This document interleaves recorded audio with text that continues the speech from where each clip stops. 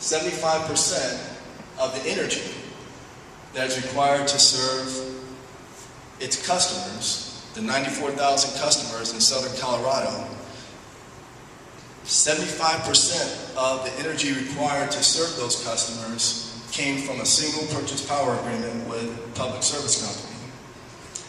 That purchase power agreement was going to expire, was scheduled to expire by the end of 2011. So just 3.5 years after the acquisition, that purchase power agreement was going to expire. So what did Black Hills do? First thing they did, and this predated my arrival with the company, but the first thing that happened was that they asked the public service company if the contract, the purchase power agreement, could be extended. It wasn't an option because public service company had other needs for that energy. The second thing that happened was that Black Hills asked the Public Utilities Commission if they could force public service company to maintain the purchase power agreement. The Public Service Company, as well as the Public Utilities Commission, declined.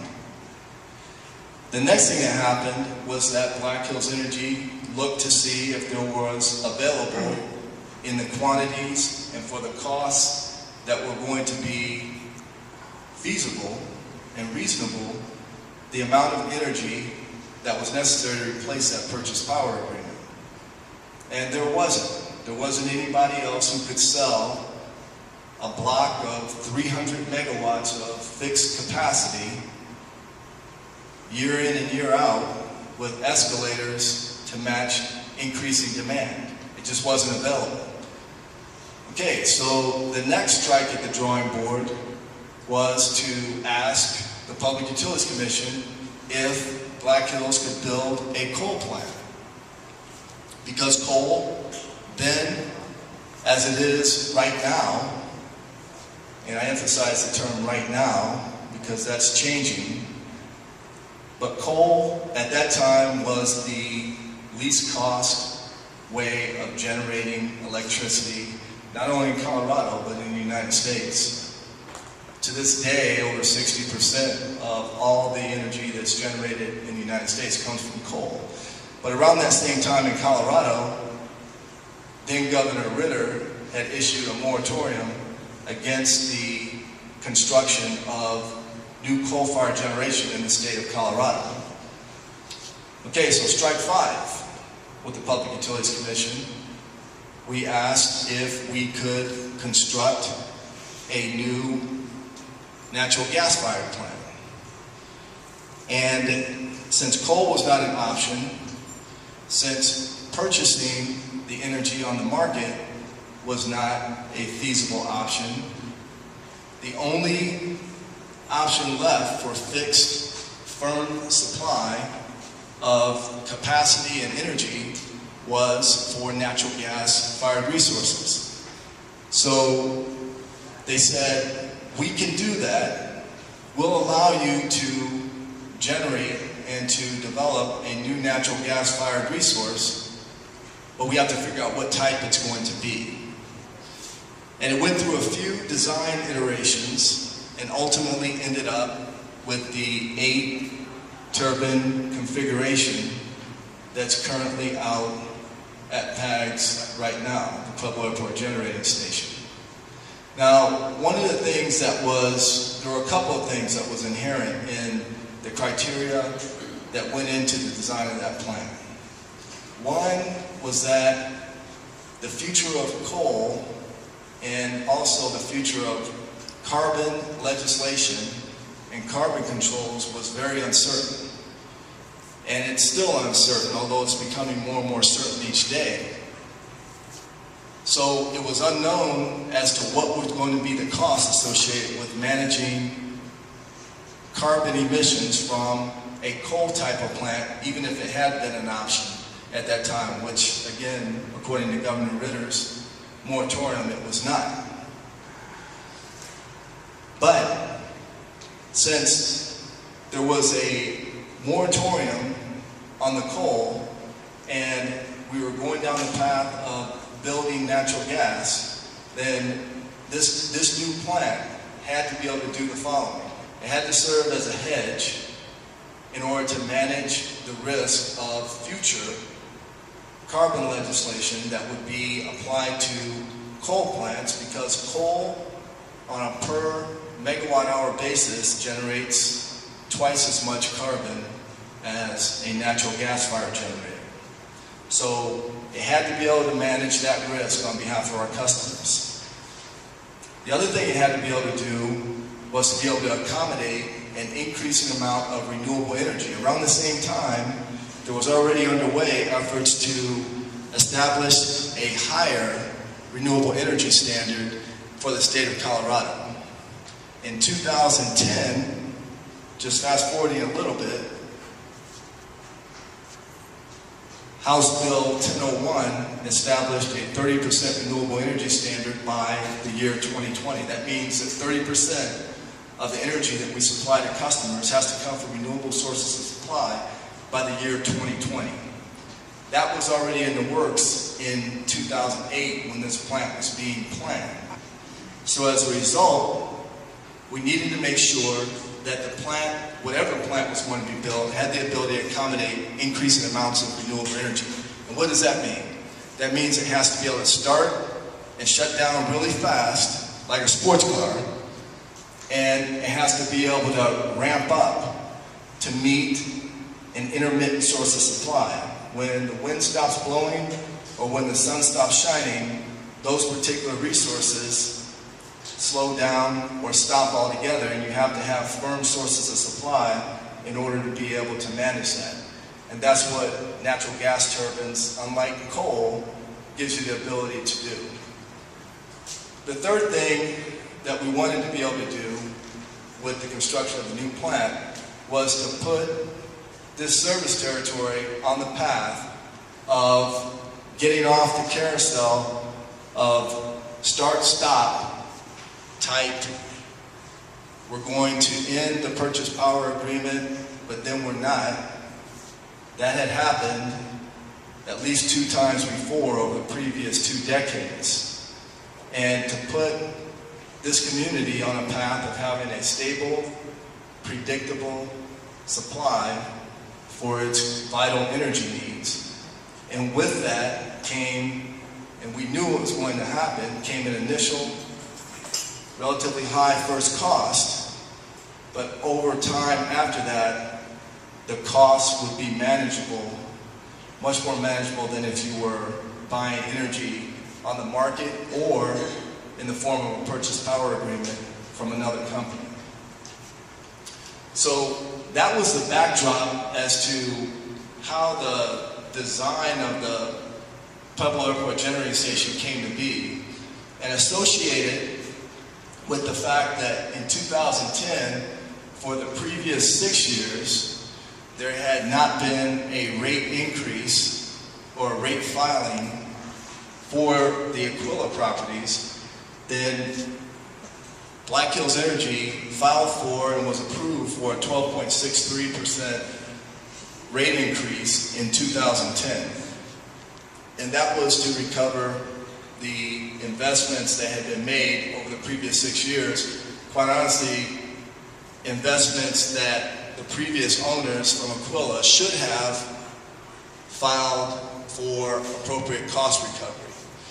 But one of the things that also became clear when Black Hills bought this utility in 2008 was the fact that the Aquila Corporation was in financial difficulties and had been subsidizing the costs on its own for several years rather than going to get appropriate cost recovery, which is what the utility regulatory model calls for.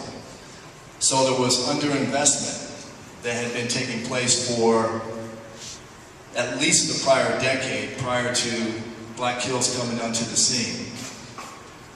So in 2010, the airport generating station was approved. Also in 2011, in order to begin the process of meeting the 30% renewable energy standard, the construction of the Bush Ranch wind farm, the 30 megawatt wind farm in Huerfano County, that was approved as well. In 2012, in order to recover the costs associated with the new power plant, the PUC approved a rate increase of 4.91%. And again, that was the second rate request and rate increase in the previous 10 years.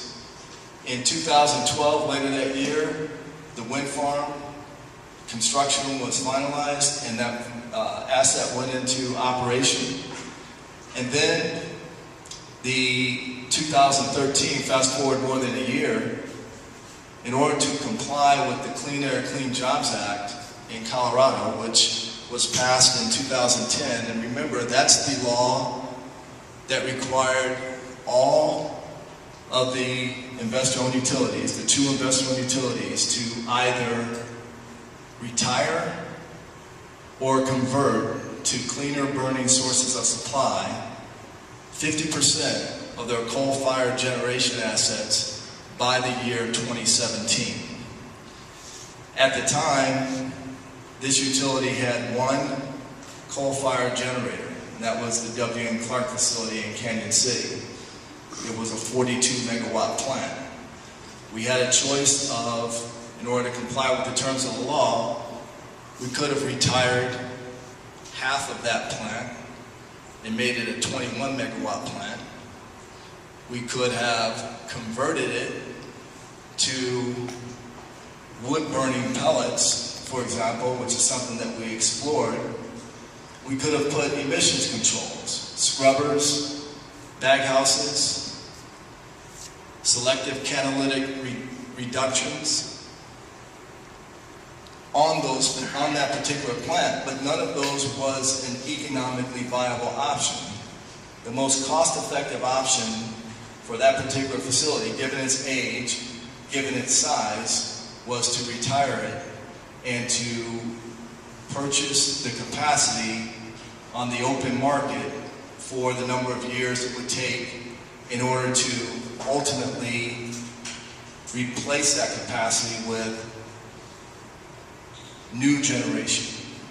And I'll talk about that here in a moment. In 2013, during the year, the average bill for residential customers decreased by more than 10% from the time that the new rates went into effect in January of 2012. And the primary reason for that was the fact that when the rate increase hit in January of 2012, it also had holdover, carryover costs associated with the termination of the purchase power agreement with Public Service Company. Once those were paid off, which took about a year, then those rates decreased by that 10% number.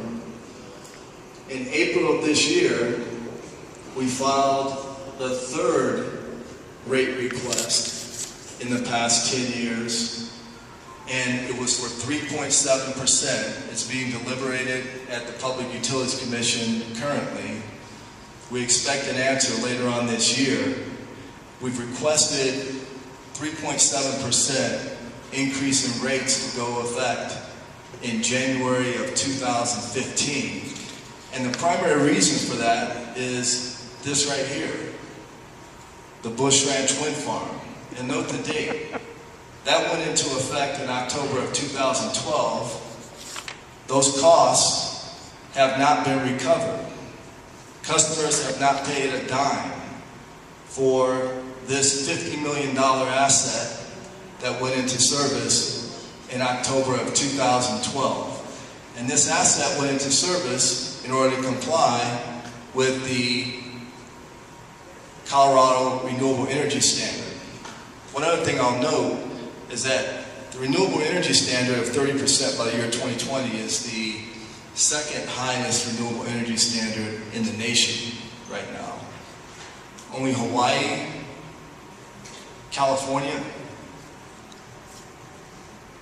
only California is higher, and Colorado is tied with Maine for number 2. So it's a high renewable energy standard, but that's the policy enacted by legislation that the state of Colorado has decided to embark on.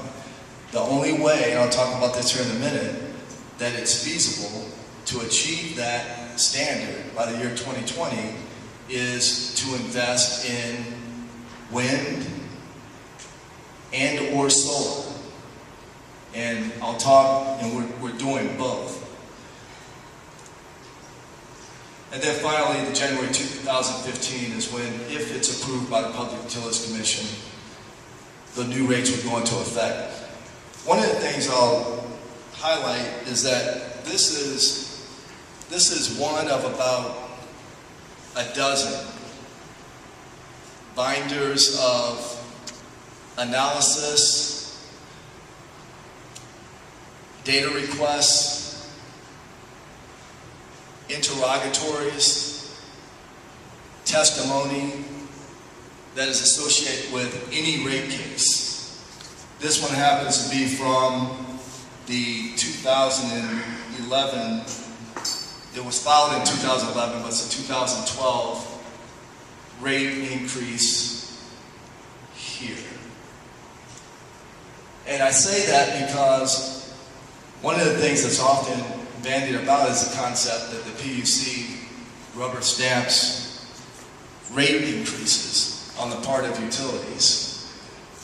When you look at the amount of due diligence and the amount of investigation, the amount of inquiry, the amount of stakeholder engagement that's involved with any rate request, any rate increase, any rate case, it's hard to argue that it's a rubber stamp process by any standard. Why did Black Hills Energy build a new power plant that increased electricity costs? One of the things that's good. Go back. One of the things, if you looked at the costs that Black Hills was paying prior to the construction of the Pueblo Airport Generating Station, this is what it looked like.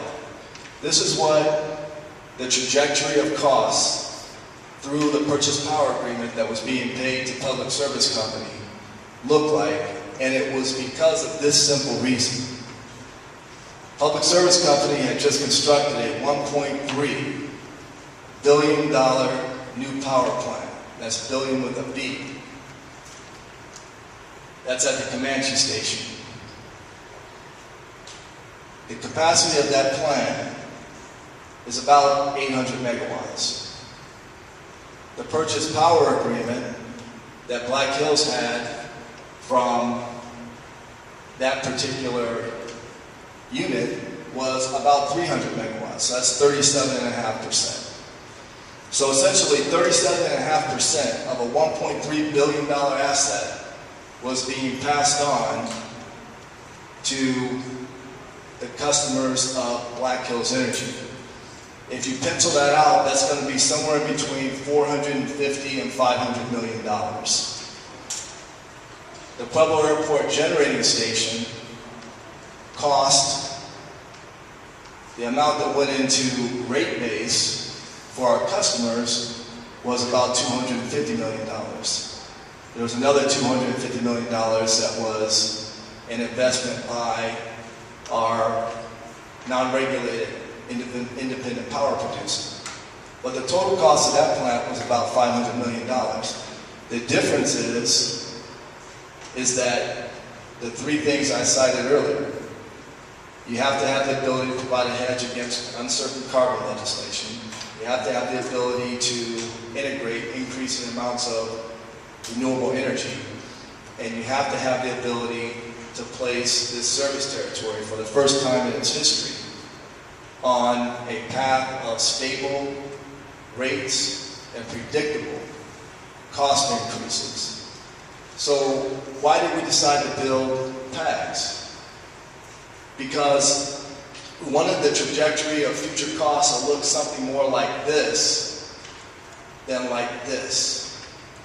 And so when you build a new asset of that magnitude, and I also know that this was the first time in the 100+ year history of Colorado regulatory jurisprudence that a utility had to replace 75% of the energy that it used to supply energy to its customers almost overnight.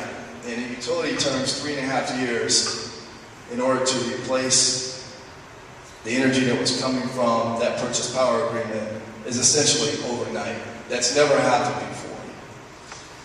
And so there wasn't much time to figure out a solution, but the solution that was arrived at was one that was designed to effectively manage numerous risks in the best interest of our customers, not the least of which is the cost risk. Then there's the carbon risk, which has a cost component, and then there's also the risk of future price stability.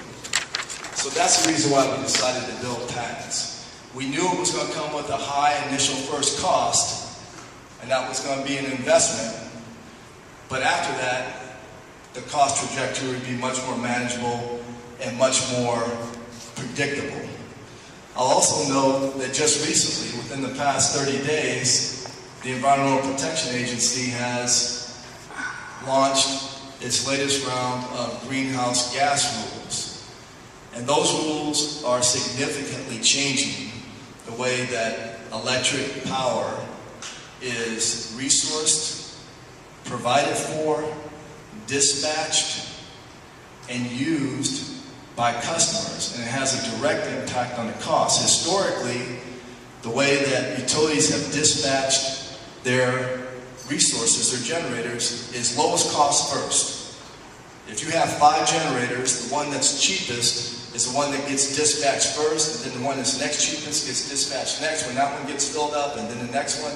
So the most expensive generators get dispatched last. That's what's called being at the top of the stack. What these new greenhouse gas rules are going to do is essentially dispatch some of the most expensive generators first. Now I say that to say that given the fact that we already have, and we're the only utility in the state of Colorado that is completely off coal. There's no coal generation in our portfolio. And we did that for a specific reason of better managing the risks that our customers would experience by having to deal with a slate of uncertain, future, ongoing, and indeterminate carbon legislative actions that could come at any time. We've shielded our customers in this service territory from that risk by the decisions that were made in the way that PAGS was constructed and designed.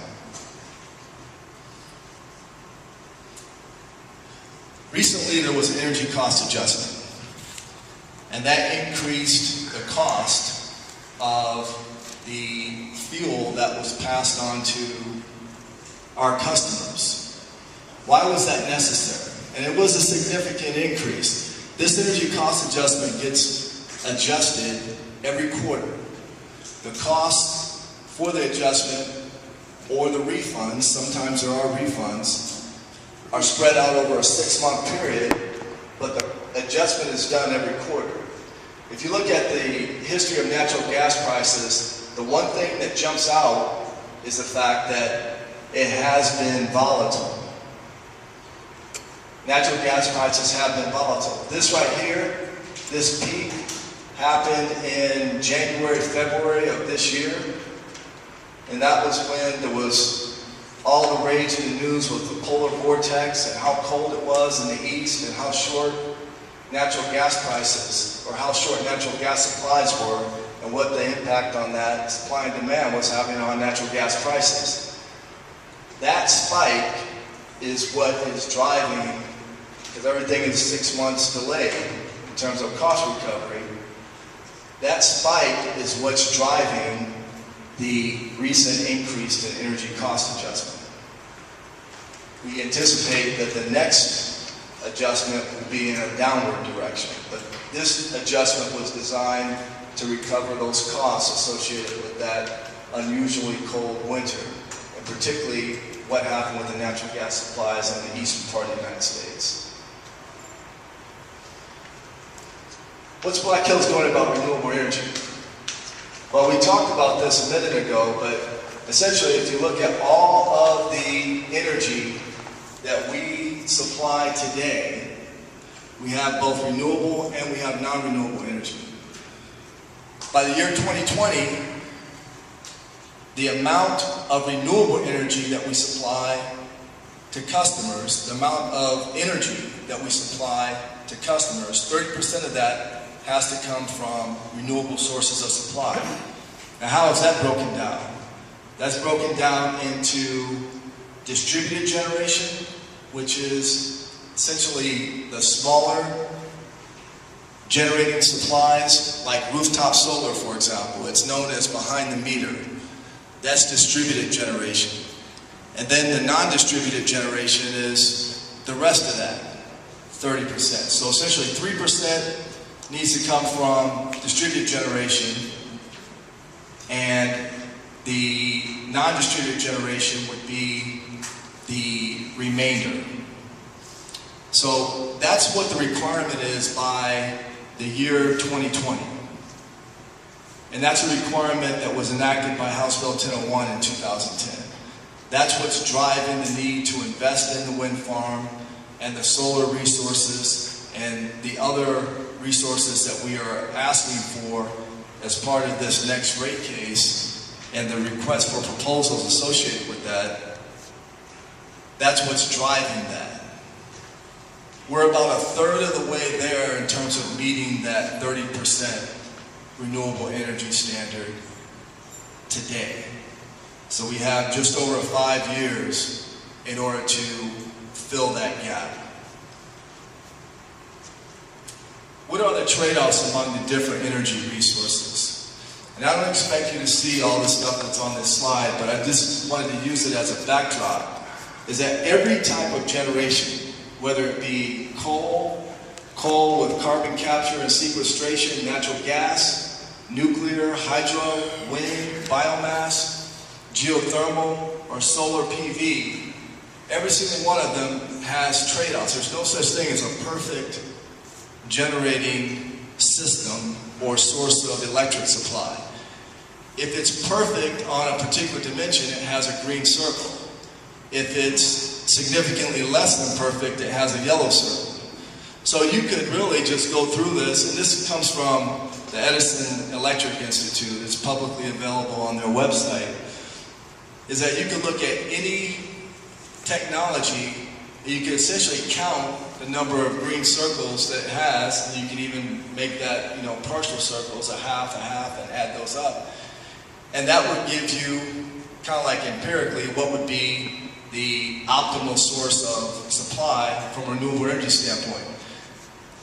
Everything has trade-offs, and there's some sources that have high and low construction costs. There's some that have higher or lower electricity costs once they're constructed.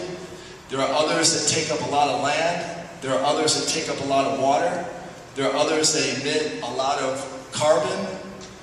There are other emissions besides carbon, such as NOx and sulfur dioxide.